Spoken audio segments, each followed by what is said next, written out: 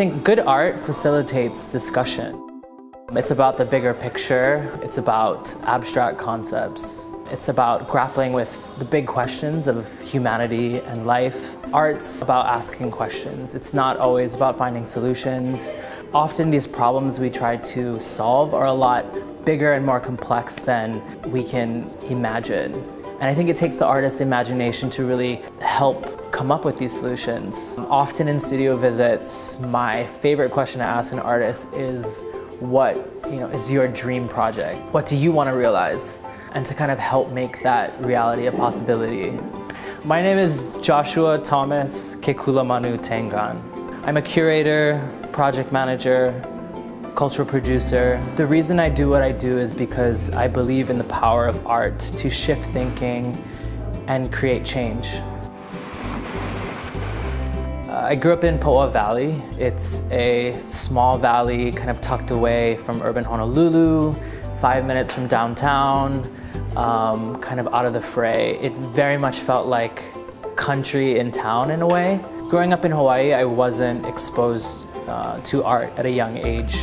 When I was 16 years old, I went to the Art Institute of Chicago and saw the work of Felix Gonzalez-Torres. The piece I saw was literally a pile of candy on the ground. Visitors were invited to take a piece of candy and to interact with the piece in a very physical and tactile way. As the day went on, the pile of candy was depleted. The weight of the candy corresponded to the artist's ideal body weight. At the time of making the work, Gonzalez-Torres was diagnosed with HIV. The piece was meant to kind of mirror the physical deterioration of his body. Seeing this work and seeing how visitors interacted with it, it was a light bulb moment for me. And I thought to myself, if this is what contemporary art is, then sign me up. At the core of what I do is to help facilitate the similar experience I had at the Art Institute of Chicago, and to create these experiences for other people. Hawaii's contemporary art community is small and tight-knit. One of the most inspiring things I see is artists supporting artists. Artists are always buying each other's work and supporting one another through that. That's great, but in order to have a sustainable art economy, we need to grow our collector base beyond just artists themselves. I think there needs to be more education around art appreciation. And I think the first step is to have more art so that we can learn to critique it, to evaluate it, to develop taste, and to ask questions.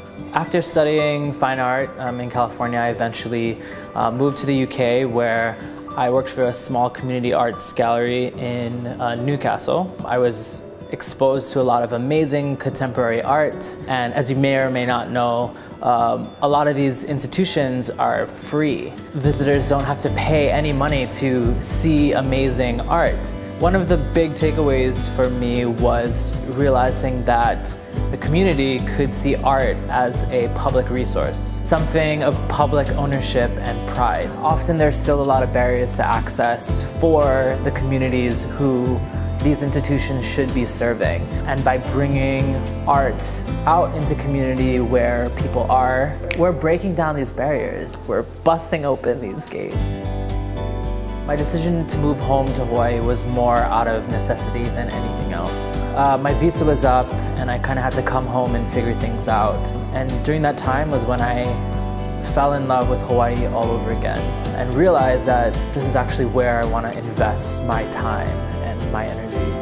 And that was when I started working with Namea Hawai'i, where I started producing different public art projects and exhibitions.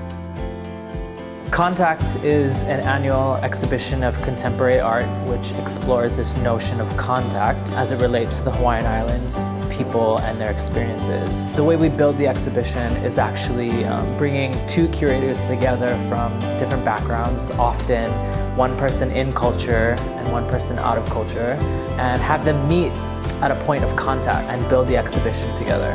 This year we expanded the Contact exhibition by adding different sites around Waikiki, Kaka'ako, and Kalihi. Most of these sites were non-traditional art exhibition venues, like retail spaces, hotels, a lei stand at the Royal Hawaiian. You don't have to go to an art gallery to see interesting work. It's often these chance encounters with art that are most exciting and most life-changing and paradigm-shifting. Contemporary art needs to be democratized. We need to remember that everyone can participate and it's not just for an elite. My vision for the future is slowly coming together. It's changing and it changes. And I think that's okay because it leaves space for evolution and for other questions. My hope for our community is to have an arts economy where everyone benefits, where everyone can engage with art without feeling intimidated. And a healthy art community is a healthy community. We live in such a beautiful place and there's so much going on here. There's so much creativity and so much potential. And it's really about the community and the public coming out and supporting that. I'm still searching and I'm still trying to understand what I want to see. I know I want to see something different. I want to see a better future and I believe that art can get us there. I don't know exactly how we're going to get there, but I want to keep working at it. I want to keep asking questions and I want to continue facilitating art because I know it's important.